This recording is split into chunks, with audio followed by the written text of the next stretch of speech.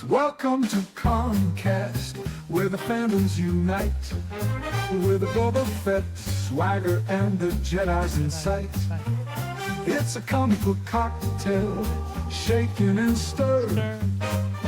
We're the coolest cats in the whole nerd herd. Grab your badge and strike.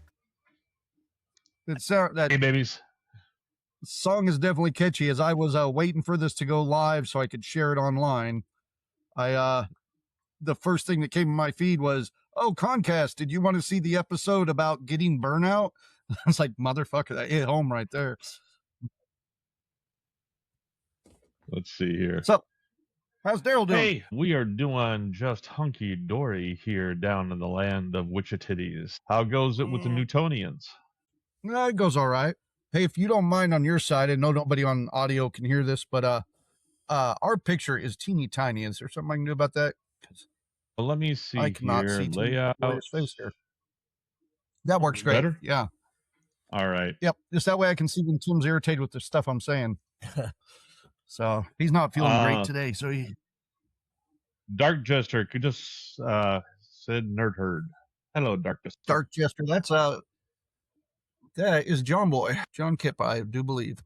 Oh, So, okay. Let me get in the chat here 1973. and, Ha ha. He's a puppy. Wait, you were born in 1973, John? I thought you were younger than me. Oh my goodness. Why is my chat? There it is. Sorry, my chat just was not coming up. There I am. All right, gotcha. So, I would say lots to talk about this week, but everything we've talked about in private, and we're like, yeah, we can't talk about that on podcast. Shit. So, now there's plenty of stuff to talk about. Here's a fun one. I know that we're not supposed to talk about politics, but this isn't politics. This is politics adjacent. Okay? Okay. All right. Did you hear today about the automotive worker at Ford who I did. Christy has been updating me pretty good. he expressed his opinion during a rally with the president, and the president. But you should say it wasn't just him and the president; it was the president in a factory, right? Yes, it was at a rally at the Ford factory, to which the Ford factory laid him off without pay for it. His union is backing him on it. But the thing that I enjoyed is that people got together and created GoFundMe's for him. And about the point that he shut them down and said, "Okay, we're good. Stop doing it, people." They had reached about $800,000 on the GoFundMe's for him. See, that's a little different than I'd heard. Which, first off, as you're saying, the union backed him. I know one of the huge groups that donated to him was Dropkick Murphys, which I thought was pretty cool. Yeah, they're definitely union folk, if you know your Murphys. I had heard they got up to 100,000, and then GoFundMe had shut the thing down. That's what I had heard. No. Actually, I just went and checked on it before we got online, and there's two different GoFundMes. All right, there's actually a couple. Christy walked up. It was over. It wasn't 1.5 million for Renee Good. It was 1.5 million for Renee Good, and like they shut hers down, right? Yes. Okay. Oh, No, the Renee Good's wife shut it down. Oh, she shut it down. The wife shut it down. Yeah, the wife shut it down and said, we have enough. Thank you, everybody. And that's the same thing that happened with this guy at the Ford plant. Is they said, okay, we have enough. There's other places to donate. Go donate to those people. We have enough. So they voluntarily shut it down. Unlike somebody's wife who outlived him after he got. Apparently, she's just raking in the money. But okay, no politics. I want to add one more on that, though. I will say that the ICE agent that shot her as well, they started a GoFundMe for him as well, and he's raking in some 600,000, like 625,000 last time I looked. So it's now here's the question: is he ever going to shut his down? No. I don't know. No. I don't know. I'm not getting into the politics of it. I'm just going along with the conversation because I know better than to get in the politics of it. Yeah. Has anybody been paying attention to what's going on in Iran? A little bit. That's oh scary. yeah. They're having this is like their fourth revolution in 100 years. So it's not necessarily scary anymore. It's just it's that season. No. The part that scares me is Trump's going to go waving his balls around over there. What happened to not talking politics, guys? So we can talk comic books and shit. Yeah. Come on. All right. Yeah, because otherwise I will get sucked into it. This is one thing that keeps me from getting sleep. Well, sleep, yeah, no, keeps me from work done on various things or even research done for this. I'll get on my YouTube or something, start looking stuff up, and I'll be like, this con is fucking awesome, and then the autoplay just goes right into some political BS, and then I'll start going, now I need to find more, and then I have tried to spice mine up. The only thing that mine really feeds me is stuff about the war in the Ukraine, and I just enjoy all the ones where they're just pointing out how miserable the aggressors are having it, and I just enjoy that. But the other one right now that is just way overpopulating my feed when it comes. Hey, Megan. When it comes to, Meg, we were talking about you last night, Meg, on the phone in a convention meeting. Just letting you know. I'll talk about it later, though.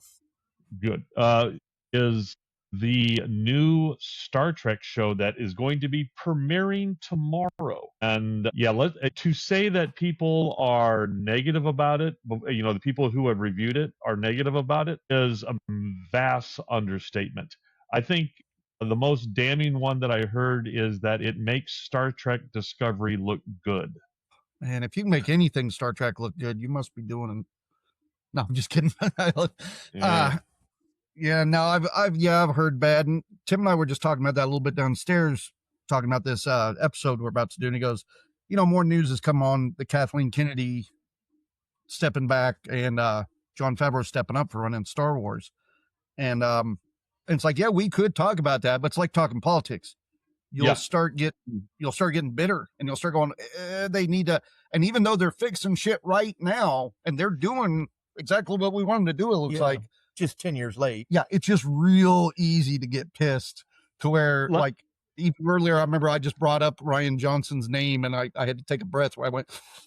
Let's put it this way. One person said that not only does it look like One Tree Place in space or 90210. The future. One Tree Hill or whatever. Tree Hill, whatever it is. You can tell how not teenage romance this guy is, how not pop culture on that kind of shit he is. One Tree Mountain, whatever the fuck that's called. Yeah. One Tree Grassy Knoll, whatever the fuck it is. No, but also someone had said that it was Star Trek's. What was that bad Star Wars one? The Adept, the Acolyte. Yeah, this is Star Trek's. This is Star Trek's Acolyte. That's where I'm talking about on this shit. When you said, "What's that bad Star Wars one?" It's all run through my head. It's like, well, again, Ryan Johnson. It's like a little Rolodex. Yeah. Somebody can ask you your favorite Star Wars, and right away you can jump in with this one for this reason, or maybe I like this one and this one for these two reasons. But when they ask what the worst one is, you got to go. This is a conversation now. Yeah, because I got it's some like bitterness. It used to be before this whole new slew of stuff that Alex Kurtzman came out with. It used to be the big joke is that in Star Trek we don't talk about the odd number of movies. Because the odd number of movies, during the motion picture era,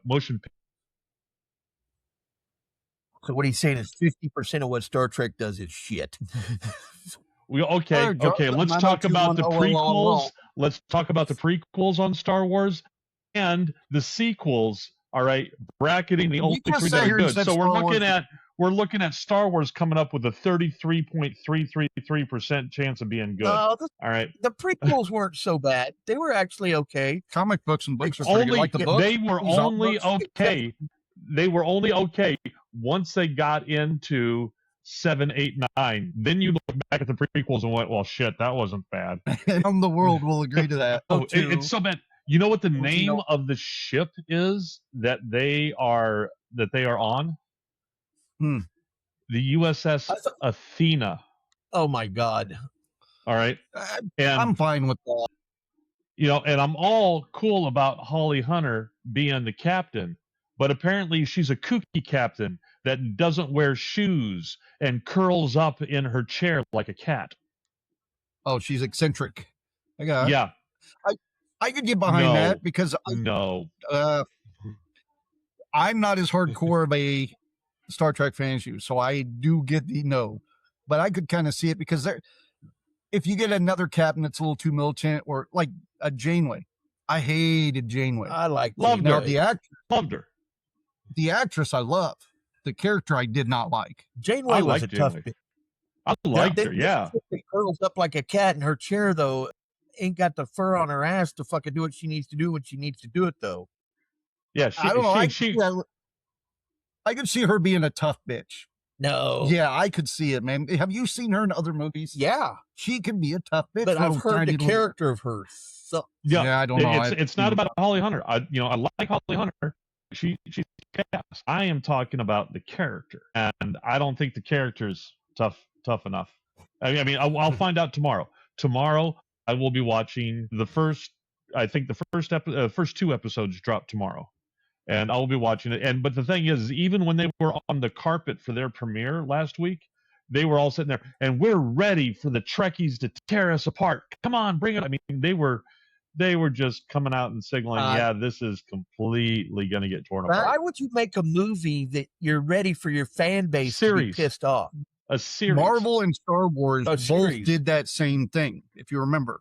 Especially when Star Wars was going really, really, and I'm not saying it in a bad way, but they were going very woke with a lot of their stuff. Yeah. To the point, like one of the series they did where the author even came out and goes, if you don't like it, just fuck off and don't buy it. And so everybody just fucked off and didn't buy it. Yep. And then she came around and got mad. Same thing happened with a number of comic books. And it was always writers. It was never artists. It was never anybody else but the writers. And the writers would come out and say that. And one of the things that's getting me is they're already setting it up. I know what's happening. What they're setting up is right now they're coming out and saying this isn't made for the hardcore Star Trek fans of old.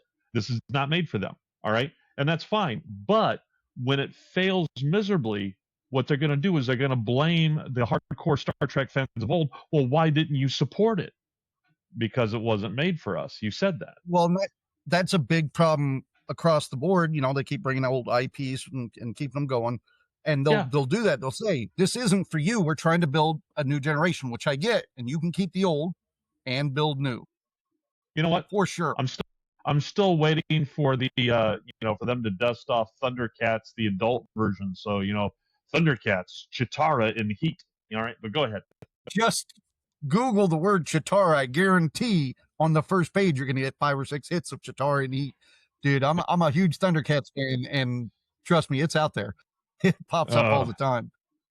Yeah, they keep talking about doing a new series and a live action movie, and I don't anticipate anything moving forward until they see how this next He-Man and Transformers both go. I wish except for maybe the new G.I. Joe that they're playing. I wish they'd do Thunder the Barbarian. I think that would rock. There are too many licensing issues. They got sued too many times otherwise. Because I did look at that after we talked about it. And it's just too many lawsuits of two Star Wars. And Transformers was an anomaly because Transformers, just like G.I. Joe and all these ones, they were all shows that TV shows that were created to sell toys. All right, and that's all He-Man and She-Ra and all this stuff was. Yeah, the cartoons were made to sell toys. I mean, you can't get much more basic than He-Man. All right, She-Ra, and the bad guys looks like a skeleton. He's Skeletor. All right, it was really. If you ever watching documentaries on any of that, most of those, He-Man's a perfect example where they go, we designed the toys, and then they hand it off and they go, write a story around these toys. Oh, yeah. Like, it's not even a story. They go, let's make some toys out of it. They design toys with, especially He-Man, when they would send him off. If Kelly were on here, he'd tell you exactly who the guy is. And that's exactly what he did. Half those names were placeholders. Like the skeleton guy, Skeletor. We'll get a good name for him later. And after a while, like Beastman, the half beast, half man. Fuck it, he's just Beastman. Like they just kept the most generic names. Those weren't even the original names on most of them. Did you watch the video that I sent you about Magic the Gathering? No, I did see it, but I kind of want to touch on the Star Trek thing before you got too far off of it. If you're starting a new subject, because it made me think. Part of the conversation Chris and I were having from last week's episode. Like my audio is cracking. Hold on. It is a bit. I noticed that, but I didn't know if it was just me. What James say there? Which James is that? Grabs lotion. Well, that didn't take long. I don't know if we you're know rubbing exactly a what burn or if you're masturbating, but I either think way, we I'm in know on exactly which James it is once he grabbed the lotion. Well, that could be Jamie too. Pretty easy. That's that what Jamie? I thought it was. Oh, okay. I thought maybe it was James that we just gamed with last week. Anyhow, so we're talking about Stranger Things. They've now released, like, of course, the mystery episode that we were talking about last week never happened. They released a documentary now on making the final season, which we kind of want to watch, but it's hard because I watched part of it and they're talking about all this love and stuff they poured into that last season. And it's like, man, this last season to me, and I'm not bashing Stranger Things too much, but looked like they phoned it in. And you bringing up the Star Trek thing really fits with what we're talking about, because it's nowadays anything like that people have been waiting on, you either got to knock it out of the park, like it seems that Fallout is doing this week, or this month, or the fans will tear it apart. You can't do mediocre. Like Stranger Things season 5, I was not impressed with. Christy was not impressed with it. The writing was off. There were some good things in it. There were some visually awesome things in it, but the story, like the writing, was just shit to me. There's so much stuff that did not make sense. Like I would love to watch it with a group, because the whole time I'm just sitting there going, well, that makes no sense. Why'd they do that when they could have just done this? Or like the last episode was actually decent. I kind of liked it because I thought I'd hate it, but it just was not a good final season for the whole thing. And then when you watch the interviews of the Duffer Brothers and shit, half the stuff they're like when everybody's asking about where all the Demogorgons are in the last episode and stuff, the monsters that started the whole thing and stuff, they're like, oh yeah, we forgot about those. That's just like that. Like, I mean, I haven't seen all of it, but it looks to me like they got to where they knew it was the end and they were like, fuck it, I don't care. Well, it's like Game of Thrones. Game of Thrones, man. That last season. I mean, the last writers. 2 seasons. Yeah, because George R.R. Martin never got off his ass and finished the books that he was supposed to be working on for decades. And so, what? He froze up? No, I'm listening. Oh, I thought you froze up. Sorry. Well, no. It's just my deal of it. It does feel like any series, and I'm guilty of this too. It's real hard for series like that to survive because, well, geek culture will come in and, I don't want to say tear it down. Some people do come in and just tear that stuff down right away. But there's a lot of them, it's just they're passionate about it. And then they start getting that attitude, like you're saying, like well, it's not for you, it's for this new generation. And I know that's not the case for Stranger Things, but shit, they're doing like 4 spin-off series of that thing. And right now I've got almost no interest in watching any of them. How much impact do you guys think Stranger Things had on Dungeons and Dragons? I mean, I tons. Think it pulled them it put them into a good spot. Exactly when they needed it too. Yes. Well, it helped with Ghostbusters too. Really? Season 2, if you notice, season 2 took place in 1984 or 85. So Ghostbusters had just come out, and the boys all dressed as the Ghostbusters for Halloween. And of course, Stranger Things Ghostbuster action figures all came out. And at that point, they were still wavering a little bit because that 2016 movie did so bad. All the people were starting to post up the Stranger Things boys going, this is the movie we deserved. Or, those kind of memes. And that created the action. And it's even one of the reasons we ended up getting Finn Wolfhard from Stranger Things in Ghostbusters is exactly. I mean, Stranger Things had a lot to do with getting Ghostbusters back on board with the 3rd movie. Mm-hmm. Stranger Things, huge impact, I think. Just like Big Bang Theory had a huge impact in con culture. Yep. Oh, yeah. Very much so. And when it first did, I hated it. I hated Big Bang. I love that show. You and I talked about this, Daryl, because I remember talking about, I watched some of the behind the scenes stuff. And I would and it just broke your heart. It broke your heart. That they knew shit about comic books. I mean, I knew that watching the show, and I was talking about them doing the belt buckles and stuff, and he was wearing belt buckles that he had no idea even who they were on there. And you're like, I love that. Yeah. But of course, they're actors. Now, well, I do know that, and it's the old saying of never meet your heroes. All right. Yeah. And I know some of them, like Jimmy on there, is actually a huge comic book fan. He was when he was on Roseanne and shit. So I get that. But that show did too much of trying to like wear it on their sleeve to where, how do I want to say it?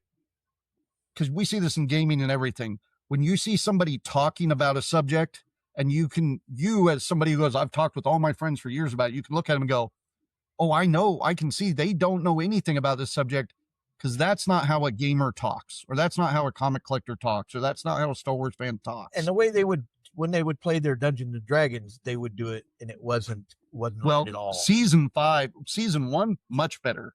Season 5, like every character is like, like, you're Timothy the Tolerable, and you're Daryl the Daring, and I'm John the Jovial. And it's like, yeah, fucking gamers don't do that shit. Yeah, no. But it just goes to show you that you can act as being a nerd, but really being a nerd takes a lot of fucking work, man. Yeah. Oh, yeah. And at no point, I mean, you dress out in your costume, and especially if you have appliances to put on and everything, you do that when you get to the con.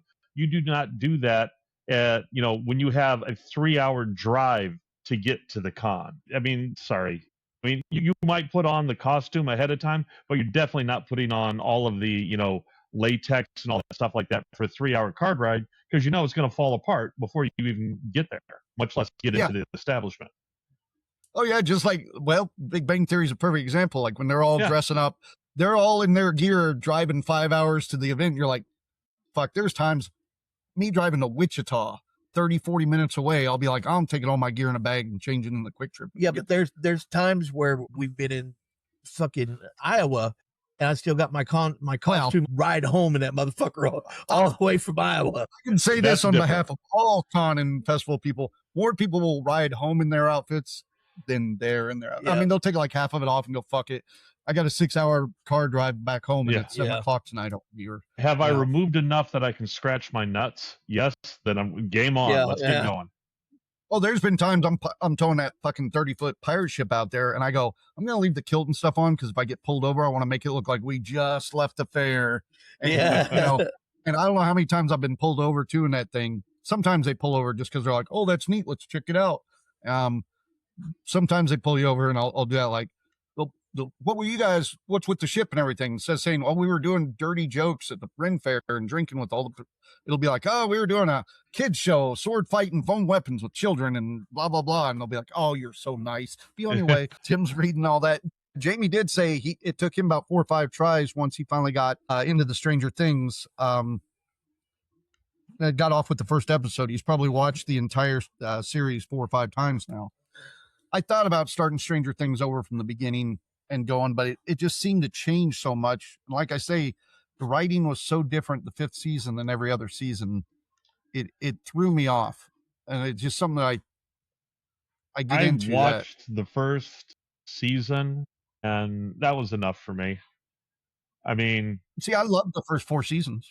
Butterfly nipples. What? Wait, what? Butterfly nipples? Buttery nipples. Oh, buttery nipples. Make fart slide the Dwarven Warrior. Okay. See, now that's a real D&D name. Yeah, it is. For those who just listening in, we are reading off some of the comments from James the Bones Man. We miss you, Jamie. We fucking do. Talk about you all the time. I mean, it's not always good, but we talk about you. Meg, I should say. Oh, go ahead. I was going to say, what I sent you with the Magic the Gathering is apparently they're doing like a little documentary of the people who, first put together the Magic the Gathering. All right. And the video I sent you, I thought you would have got a real kick out of, it's one of the people who started off. She's talking about, on the card back, and they all have, where it's got magic or Magic the Gathering written across it. And it's got this weird blue texture to it on the lettering. Apparently, that comes from a painting that she had picked up in college that she got from somebody who was giving away all of his worldly goods in the middle of the school. He's giving everything away, so she went and stood in line and said, "What do you have for me?" And his name was something like, Bob the Ant or something like that is what he was calling himself. And she's like, yeah, the gods have told me to give everything away. And she's like, okay, what did God say to give me? And so he reached over and grabbed this painting and said, here, this. I painted it when I was in the insane asylum. All right. here you go. And it's that's you know, always like a good conversation starter. I know. It's the painting is like a castle and stuff like that, but the sky of the painting is that blue mottled color. And then when they were looking for something to use as the texture for the back of the cards, she grabbed that out of her closet and said, "Here." And that is where that coloring comes from. Is from a dude painted it while he was in the sane asylum. Well, I'm looking for some of my magic cards now, but I think they're over there, and I don't want to fucking. Now I'm gonna look at that. That's interesting. I like that. Yeah. It surprises you how many really famous things come from really common, mundane. Like, where'd you get the name for this famous cartoon character? Or something to be like, my neighbor used to know a guy, and it's just like that simple. Star Wars. You know where the sound of the blaster bolts come from? I thought that they were no. I'm thinking of the lightsabers, or is that the tension cables? It was the guy lines, the guy cables on a broadcast tower. The guy went out there, hooked up his microphone to the cable, and smacked the cable, and then that twang sound is the sound of the blaster in Star Wars.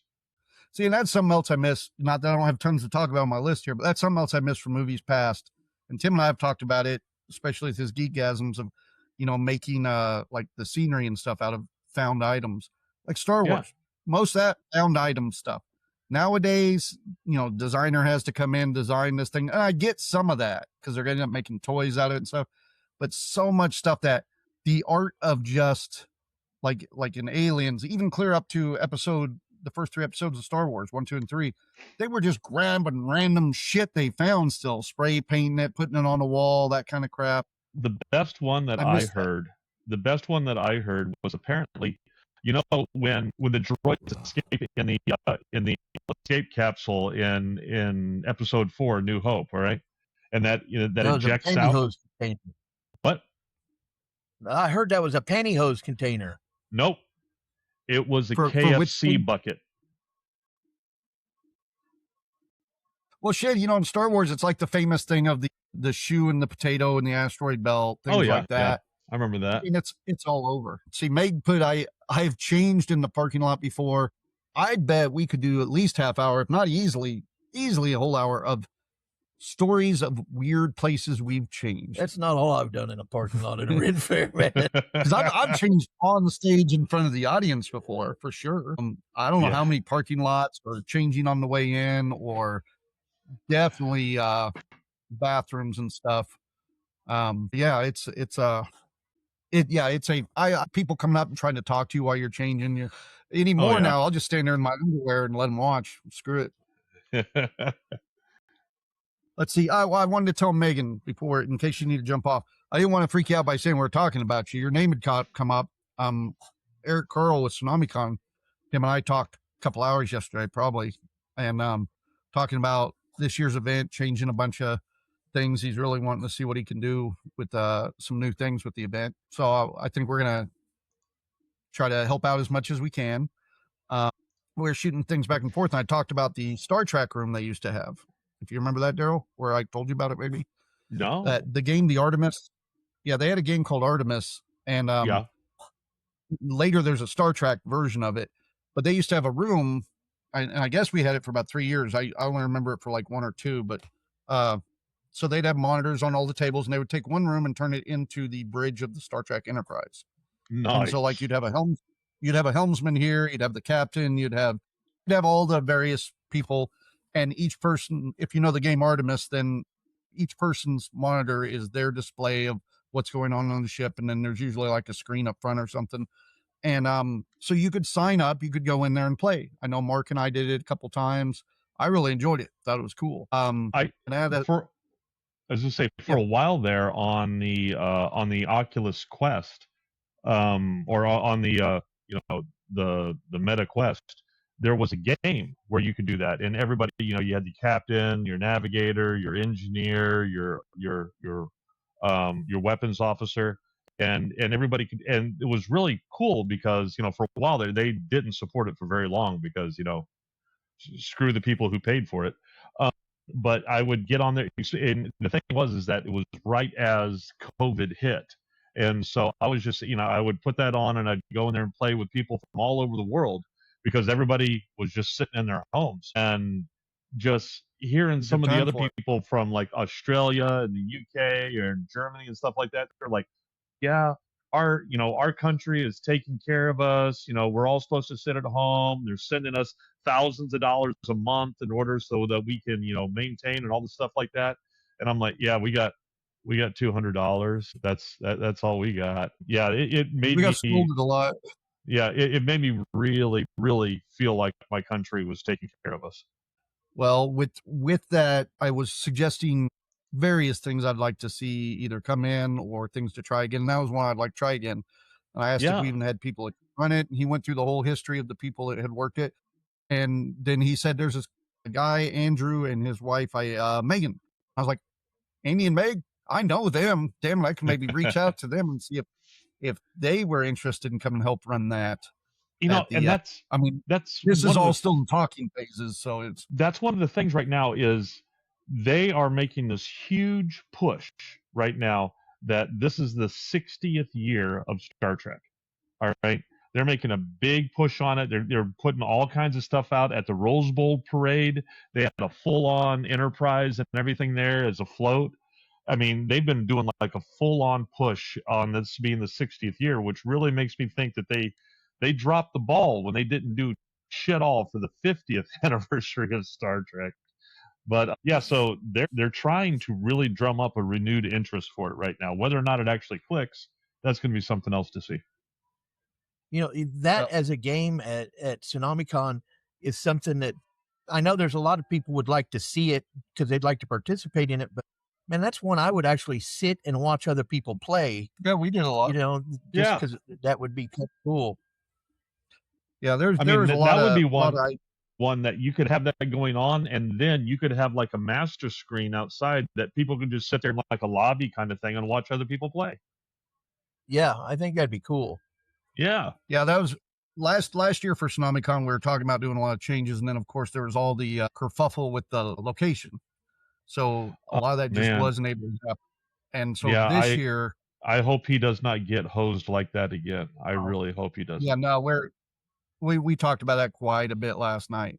So it's the search for, because the Hyatt definitely wants that event back there. They liked it. There were elements about it that were good. Of course, I've worked with the Hyatt for a lot of years running the Anime Fest, and so we're looking at best possible location, and we got time before we announce the dates here pretty soon. So yeah, it's just one of those things. So, but that's why it came up, Meg, because I was going to reach out to you guys and see if you even remembered any of that, or if that was something you guys might be interested in. She said that she will talk to Andy about running Artemis again, and she will also see if her girls would like to help too. That and would keep in mind, it's super duper. It's in talking phase. Yeah, Eric said they still have all equipment and stuff, but of course we all get so busy, and then of course playing games and stuff. I don't think any of us could run it at that event, but especially if we're going to be doing other stuff. Yeah. Anyhow, I actually had a whole conversation. Eric and I had talked about how do I want to say the current setting of the way conventions are running right now. And it was a very interesting conversation. I could do the whole hour on it, but it would be me talking and everybody else just going, fuck, yeah. But it wouldn't be a bad conversation to hit up. If we have time at the end of it, I might bring some of it up. It's changed a lot of stuff, especially I've been paying a lot more attention to it with the talk of shutting down Anime Fest and with so many new conventions. The way conventions are running right now, there's a big change coming for sure. We're getting too many celebrities, congested to too many localized areas, too much geek burnout where people are like, I've seen that celebrity 20 times already, or it's become more and more common. I mean, for those of us who do a lot of events, that stuff, you expect it. But so many people now are like, oh, there's no reason to pay $60 to get in that event, because 3/4 of those people I saw at the last event, because all the big events now are just going, oh, we're going to take this team of celebrities and keep about 80% of them and just go from state to state with them for this season. And then next season, we'll keep 20% of those and use a lot of those and do it again. Even like KC is Planet Comic-Con's announced Elijah Woods, Ernie Hudson, a whole bunch of great guests. There's only a couple of them I haven't seen before. And this is probably the biggest convention in this area for us. And one of the other problems is, and I'm starting just to slightly see a reversal on it. But for the longest time, it's gotten to the point that a lot of vendors were just drop shipping, picking up drop ship stuff from China, and it's the same stuff that you can just go online and buy for half the price. So, the whole point of going to the con to purchase stuff when, the stuff you could, there was no novelty to it, but now I'm starting to see where people are starting to have more handmade things, not 3D printed, but handmade things, or things that they did themselves, Tim or artwork that you can't get anywhere else. Tim and I were talking about this earlier this week, because I've ran events where they just drop ship. They order their product online and just have it shipped to the hotel where we're having the event. So like they're seeing their stuff for the first time as they're stocking it on the shelf, and it's like, man, because we'll do that. We'll be like, we have the booth spaces. We could have just ordered that stuff and got one of our friends to run the booth for us and made all the money that vendor would make. But then that's not keeping the vendors in business. But that stuff definitely runs through your mind for sure. And there's too many of that where people are just ordering stuff in. And what our conversation mostly was the fact, like, I love supporting all the local stores, but half the time they are just doing that. Like, I'll go in and order something. Like when I go, hey guys, I'm looking for this, people go, oh, you can go up to the store and order it from them. Well, I could, but and I want to support the store. I want to support the stores, and sometimes I do, but I can't just be stupid and do that with every purchase, because I could sit on my couch and order it for 2/3 the price then, because I've watched it where I've gone in, and I'm not going to say what stores or anything, but I've watched them order from the same website I was just looking at. And you're like, all I did was just give them an extra $20 because I want to support the store, and you can only do so much of that. Yeah. But that's a whole nother conversation for a whole nother time. Probably. We didn't even hit our geekasms. I keep looking at yours. Yeah, we could do that. I've been working on terrain for my game. Excellent. I've got a bunch of it down there, but I brought a few small things up. This is some scatter terrain I did. And you see, so keep in mind for the audio version, that's an outhouse. He's showing an outhouse, guys, which an outhouse is something you need a lot when playing role-playing games.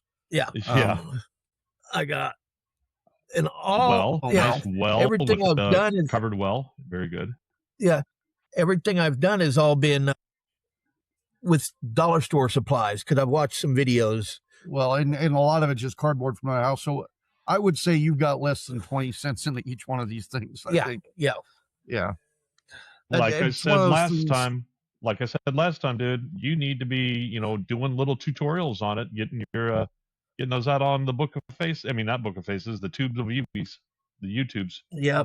I think I might take some pictures and put them up on Facebook. And then when I get moved over to the place I'm moving to, start a YouTube channel. Just remember, Facebook more and more is just becoming a place for old people. The kids do not like the Facebook. They actively stay away from it. Guess what? I know. Fucking old, man. I know, and here we are broadcasting on Facebook as well as YouTube and stuff. But yeah, I know. That's one of the reasons I don't even post on Facebook if I can help it. Although I will have to tonight, because we got wine stuff to talk about, and upcoming shows and all sorts of stuff. Oh yeah. Let me see. What was your geekgasm, sir? Oh, mine, I got it right here. Came in the mail today. This is a copy of Iron Man number 16. I am on an ongoing mission from my childhood to collect every comic book in existence. But I am trying to get every Iron Man. And number 16 is the earliest issue I don't have. So I have like number 1 through 15. And then, like I have number 17 through 20 and blah, blah, blah. And I'm missing a couple in the 20s, but I'm only missing about 20 issues of all of the Iron Man comics. So, not all of the Iron Mans. Well, with the exception of like stuff that's come out in the last year or two, Well, no, I'm just sitting here thinking that, when you pass away, someone's going to have one hell of an inheritance there. Oh, the day you came over and I was going through this stuff, that was one of the things I was trying to do is I'm putting stickers on, because I have so many of these too, where they're like signed or it's a special misprint or whatever. So I'm putting it on there. So when I do die, my kids know which ones like not just to sell to the comic book stores or Oh yeah. sell online.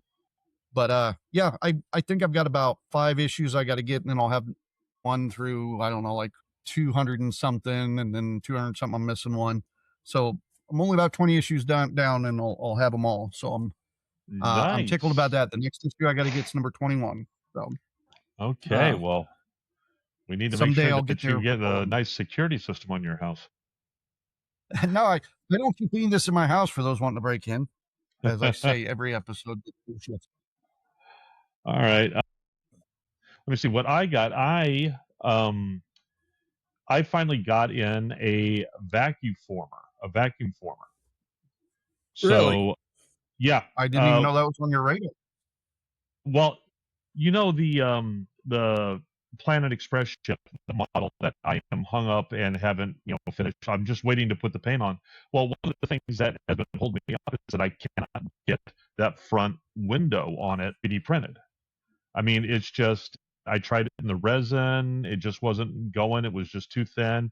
The filament printer with the clear filament, it's just too thin and it will not print. And it's not enough. You can cut flat sheets and in like a circular pattern. It's nice and formed. So basically, I was looking around and I thought, if I do vacuum forming, I can print off the piece, and make it really nice and thick. It's called a buck. Print off a buck, which is the mold, and then vacuum form and do it down. But all the vacuum formers I were looking at were just way too expensive. I mean, but I found one. That was only made, for a little while, just a couple years ago, by a place that specializes in scrapbooking and crap like that. And they made this vacuum former that you got to hook your own vacuum up to and stuff like that. $30. And so it took a month to come in, but it finally came in, and I'm just waiting for get the vacuum and make my damn window for my Futurama ship so I can go ahead and slap the paint on it and get that one out the damn door. I am very curious to see this thing. Now, I tried doing my own homemade vacuum forming, 10, 15 years ago when I was doing leather all the time. Yeah. Because I was going to make Stormtroop armor and a shell for a Ghostbuster pack. This is small. I mean, now you can just order all that shit online, but you couldn't. Yeah, no, this is small. The stuff that fits on there is like 6.5 inches by 6.5 inches, right? Okay. Is the size that you can do, which is just perfect for my little windshield for my ship. But like the only other one that I was looking at is you can get these dental ones that are designed for when you're doing like dental molds, and they are like 5 inches by 5 inches, and those things are like $100. Yeah. Yeah. But still, $100 doesn't sound all bad.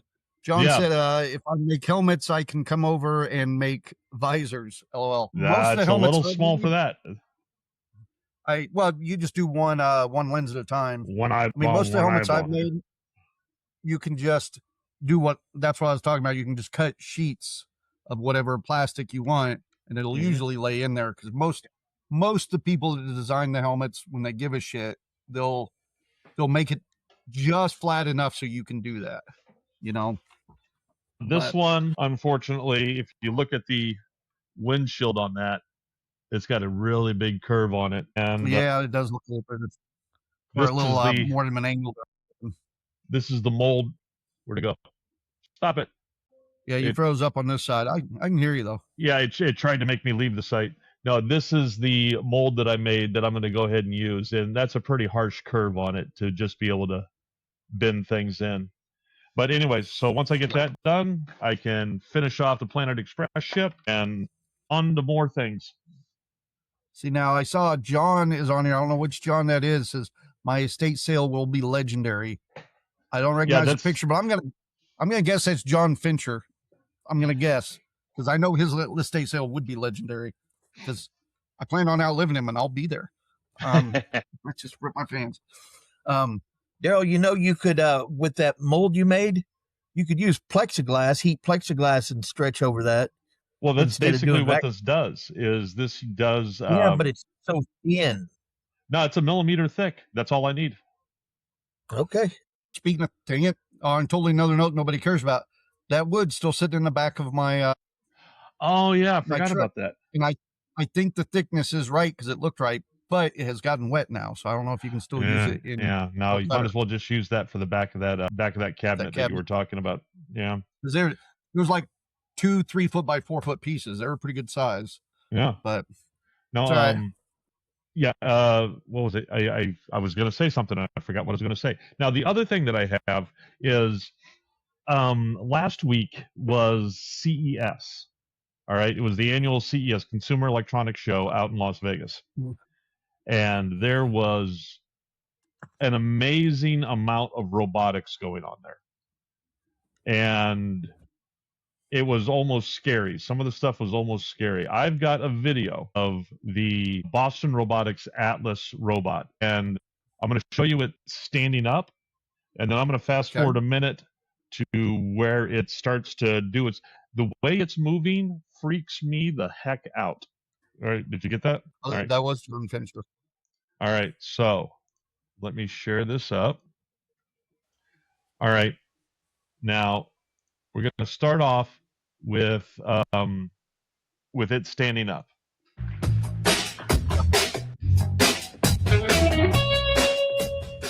So as you can see, Atlas really does stand up the way that we show in our videos online. That's kind of fun. And we get tons of questions about this. But I remember when I used to be able to do that. Zach, well, we have a little bit into how we made that decision. All right, I'm trying to get to the 1 minute mark. Organization, they're really. All right, watch how this thing. We've also been at this robotics thing is for a going while, to go from back to there's front more to back to than front. Just copying nature. All right, we hold can on. pick the best parts of what nature has to offer. Atlas is even more. All right. Humans, it's going to be able to grab things and then just immediately be facing the other direction. It looks like the video may have froze up on our end here. Particularly in manufacturing environments where every second counts. We've also designed Atlas's head and face very perfectly. Well, if it froze up, then never mind. I'm sorry about that. Shoot, now I'm interested. So yeah, what was it doing in that second? It was literally facing one direction, and then its arms would just move, and then the head would just turn around, and it was automatically facing the other direction, walking and doing things, and torso and hips and everything, full 180 reversals and all kinds of weird stuff. Yeah. Yeah. Here, I'll share the link up in the chat. Kip said, oh, yeah, CES, did you see Razer Little Desktop Assist? Yeah, that was kind of weird, too. Basically, what it is it's a little... The one they released like 4 months ago? It's a little tabletop hologram that uses AI, and it's basically a little anime, either male or female, and it watches you, and it's kind of creepy, man. It just, so it's kind of like that robot they released a few months back for your desktop. Kind of like the chick off of Halo. Yeah, kind of like the chick off of Halo. If she was, what is that term? Waifu. That's it. Yeah. I've got a stack of autographs from her over there. Really? Like a stack, like half an inch tall. Wow. Just she had given me when she did a show with me, and I kept them, and they're just sitting there. I haven't done anything with them. Of who? The girl that played the Halo, or the hologram in Halo you guys were talking about. Cortana. I had her as a guest. Huh? Cortana. That sounds right. Yeah. Yeah. I was never a big Halo player. But yeah, now we hired her for a show, and we hit it off. She was real cool. She signed a bunch of shit and just left it for me. And I gave it away at some of the Anime Fest. It was like a huge stack. I gave some away at Anime Fest. I still got a bunch of it here. I always thought that was, Microsoft kind of screwed the pooch on that one when they came out with their AI assistant and called it Copilot. They owned Cortana. They could have just called it Cortana and ported everything over and just been straight up competing with Siri, which, by the way, Siri has shit the bed so hard when they tried to make it AI. That it just came out the last day or two that Apple has signed a contract with Google that now their Siri is going to be powered by Google's AI Gemini. Whoa. Yeah. They're paying them like $1 billion a year for it. John, it has a camera and comments while gaming. Yeah, it'll talk to you while you're gaming and all this stuff like that. I was watching a Game Buddy thing earlier this week where there's an AI that will help you on your games. Have you seen this? Yeah.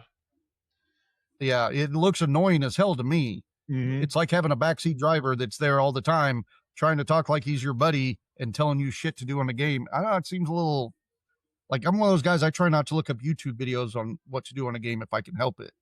Having somebody else there, it's like playing God of War and having Atreus where he all the time will go like, "There's something up there" and that kind of shit. Yeah, it's kind of like that. And I don't know, no, it just seems a little nuts. No, they came out with a whole bunch. I mean, that was the two big things coming out of CES this year. One was the robot demonstrations, but the second one, the one that everybody commented on, like, "Wow, we did not expect this," was smart glasses. The second big one was smart glasses, and it's not just here's a prototype. These are glasses that are shipping now.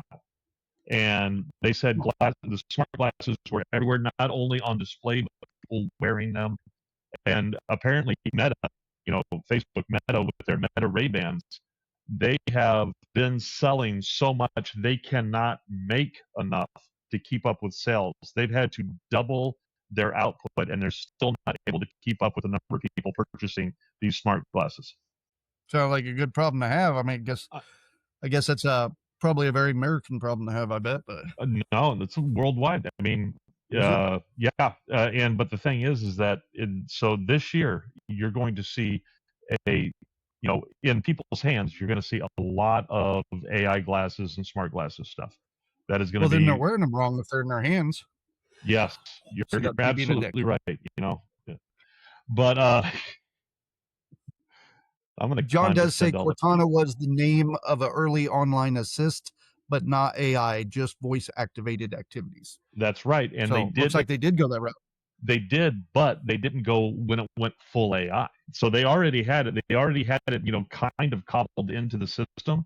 But when they had the chance to go ahead and just, go full bore with it, they didn't take that opportunity, which I think is just, that was an opportunity lost.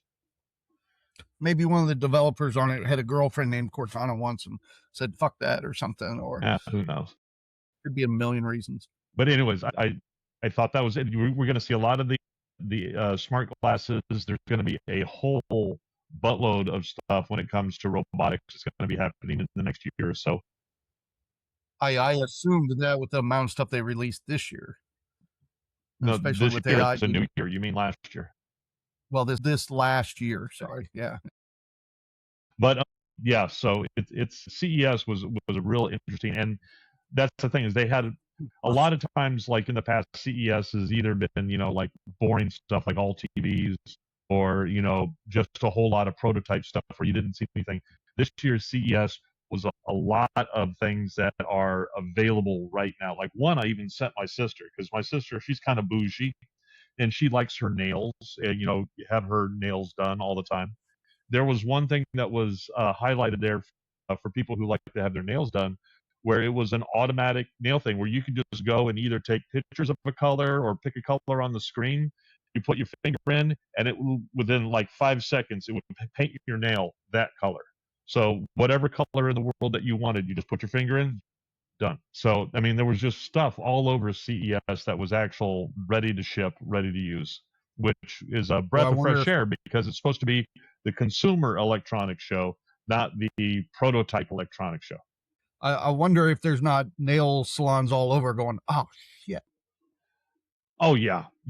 It'll not be the same as having a small, Vietnamese lady talk shit about you in a different language right in front of you, which they're having problems anyways, because with all the Google Buds and stuff like that, with the instant translation, you can find out what they've been saying.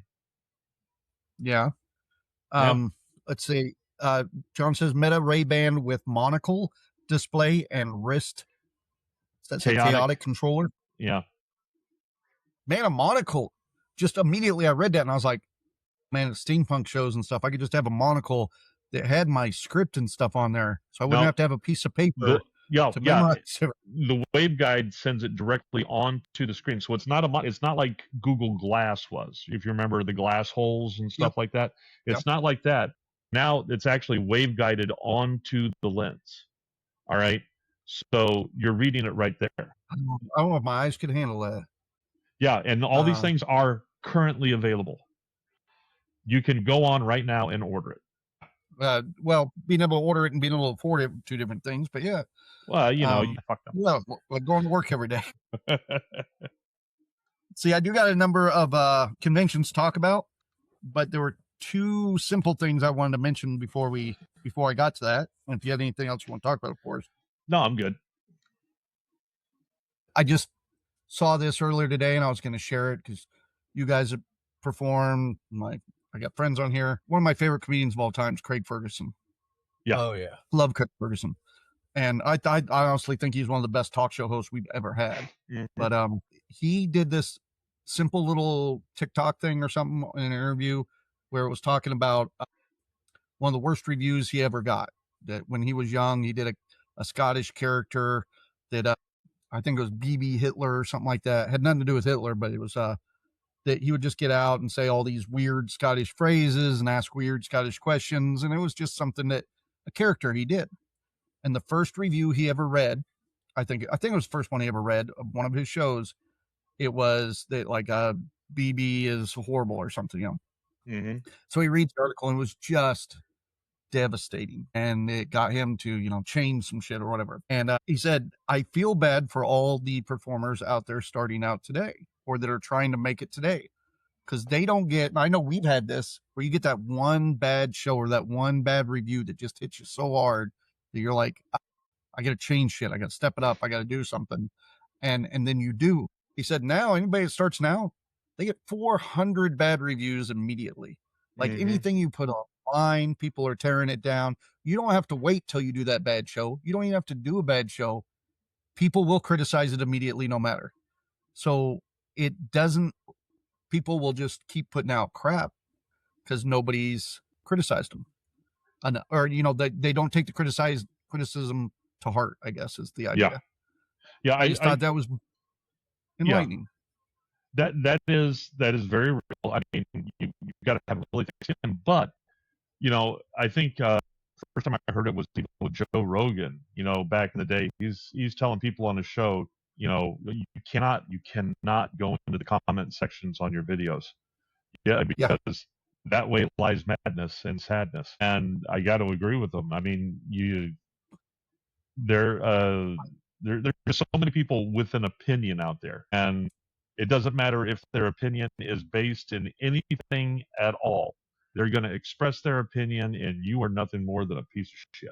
Every festival I consult with, one of the first things I'll tell them, because this is something I had to learn early on, and it took a couple of years to really nail it in. But like back in the days, 20 years ago when I started running fairs and shit, they every festival had like a comments page, like a Yahoo conversation page or whatever, you know. And I tell everybody, don't do that shit. If you have a like even a Facebook page or something for your thing, monitor it well. Keep, you know, because if anybody wants to bitch, will bitch. And there are some people that are trolls, just want to get out there and do it. Some people will bitch just because their friend is bitching. They may not have ever even seen you. You almost got to set it up to where they don't have the chance, because if they have a legitimate complaint, it will get to you. Like they will send it email, they'll get a hold of you and address those legitimate complaints, but do not set up a forum that you set up that goes directly to your fan base that is only set there to hear complaints. And people don't even realize they're doing it, but it's there all the time. And that's the thing, is once you get one person complaining, somebody else will jump on the bandwagon, and they'll take something that is simple, like, oh, it would be nice to have better lighting. And you're like, oh, we can't do that because it's the hotel's lighting. But then everybody will start talking about, oh, here's ways you could spend a ton of money to do it. And you'll be like, well, then we got to charge people for that, to pay that.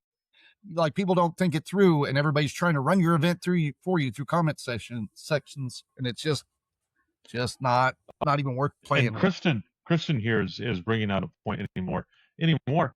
How do you know who's not a bot? I mean, those things run rampant. And I mean, hell, look at, you know, when who was it? Was it, I forget who, what a platform it was, started posting where accounts were hosted at. I mean, like, you know, we're in, you know, the US and whatever. And it turned out a whole bunch of those accounts that were just stirring stuff up were all over in Russia and in Africa and all this stuff like that, and they were just intentionally stirring things up to keep us all at each other's throats. Well, I would say for a lot of the bigger sites I go to, I got no way to tell a lot of that shit's bots. For the sites I run, like let's say the WAG stuff or which Max right now, I don't want to, but Anime Fest, Ren Fairs, all that stuff, the sites we run, you tend to memorize the trolls real quick because it's the same people all the freaking time. And you can kind of, after doing it long enough, it's kind of like we're talking with gamers earlier, where you hear a gamer talk and you're like, there's a gamer knows what they're doing. Or there's somebody who watched enough Stranger Things, they think they can play D&D. That kind of thing. So when you're reading those comments online, sometimes you can go like, that's not how, I've heard that complaint 1,000 times. That's not how that even sounds. I know that sounds so superficial, but you get that way where you're just like, yeah, that's not even how somebody complains. That's somebody just trying to stir the pot. So every once in a while you can pick that stuff out, but not as much. The Craig Ferguson thing, I just want to throw out another thing. Marcus Gilbert, actor, had passed away this week. Not that I was a big fan, but I am a big fan of one of his works, which is Army of Darkness. And in Army of Darkness, the guy that played King Arthur. Do you remember him? Yes. What he looked like or anything? Yes. Okay, he just passed away. That's a bummer. Do you know how old he was? 69, right? Yes. 67 years old. Yeah. It seems so weird to me, but I mean, I guess it makes sense because that movie came out, I had to be 30 years ago. That came out in the late 80s, early 90s. 91, I think, maybe 90, something like that. So, I think it was like 1990. I was in high school, but 30 years still doesn't even.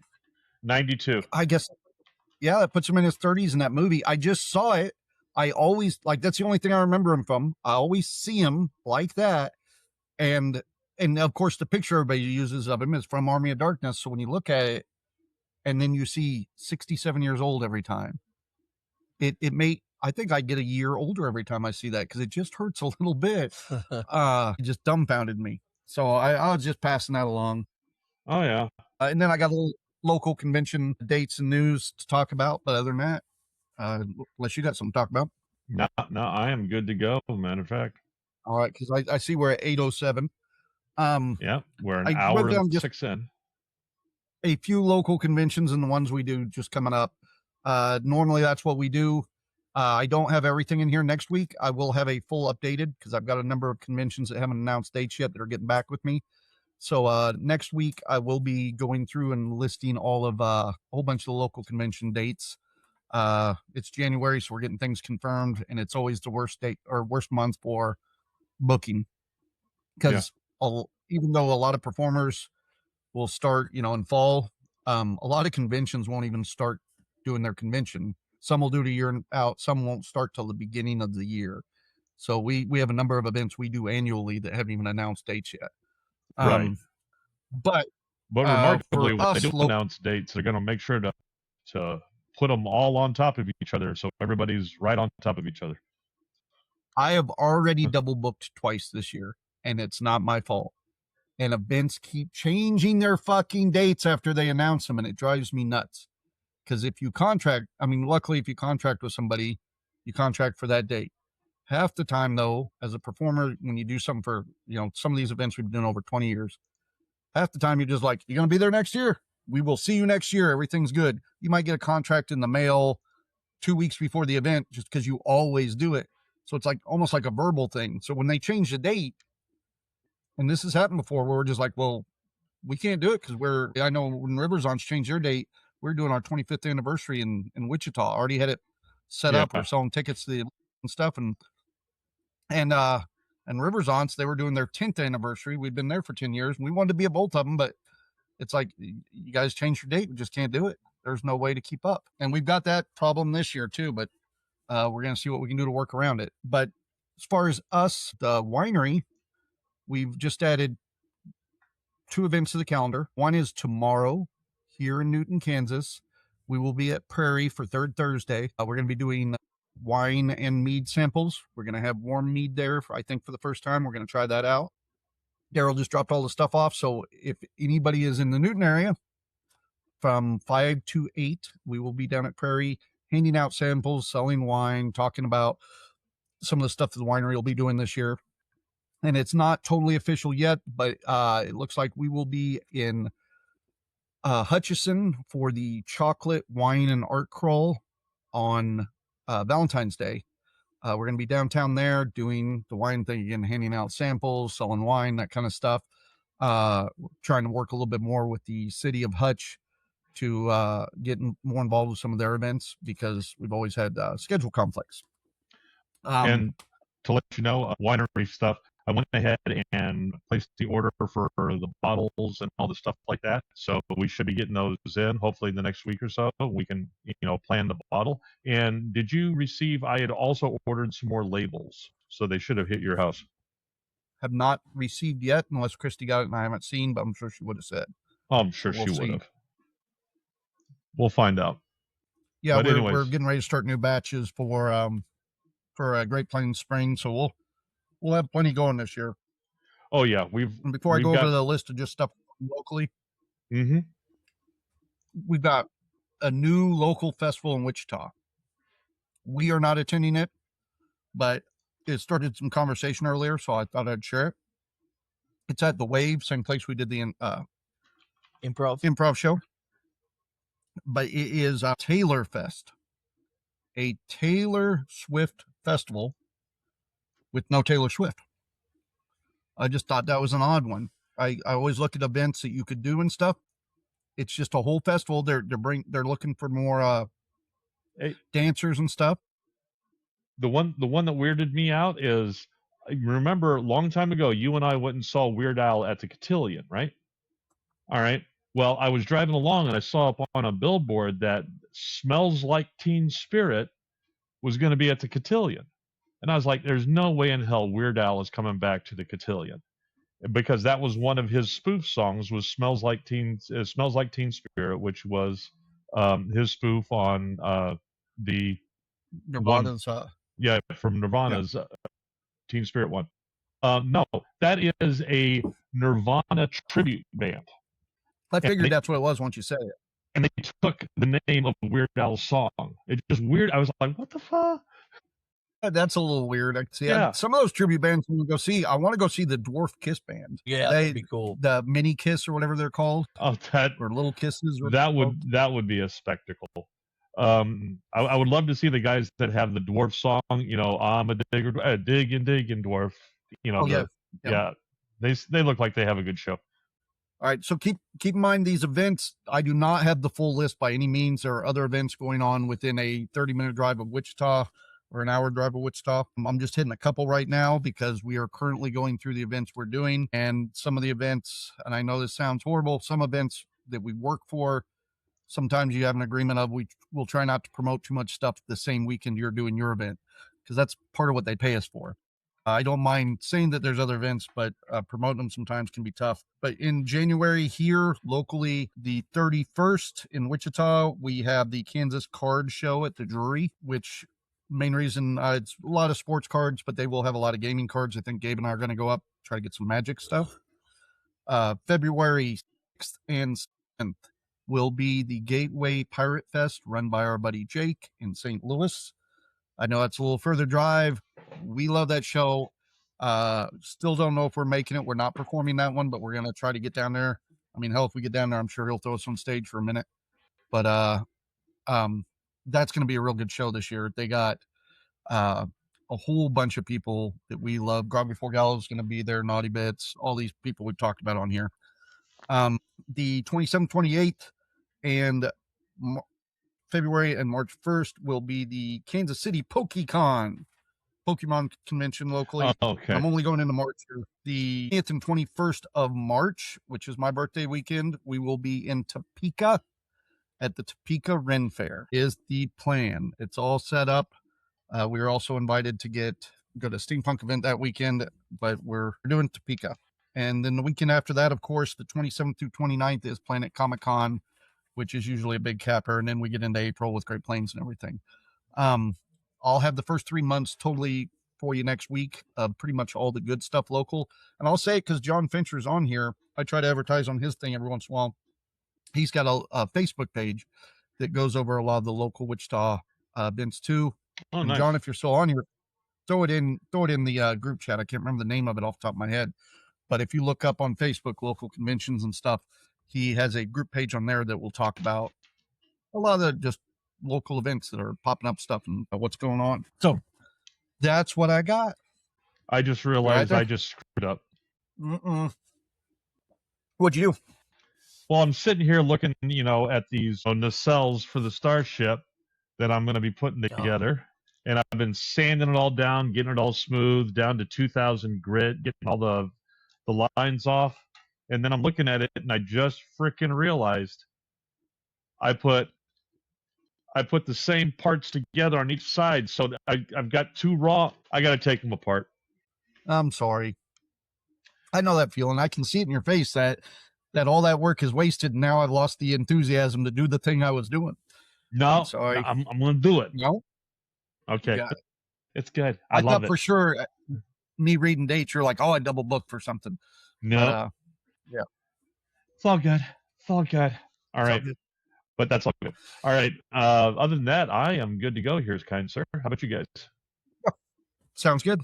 All right. We will catch you guys next week. Anybody who does want to, or in the Newton area tomorrow, come catch us, talk to us up at Prairie. We actually got a lot of stuff that is in the works for the year. I just don't want to talk about it on here because then everybody's going to go, what happened to that thing? And they'll think we're dropping it if we don't do it. So, so screw you guys. Come chat with us. Bye.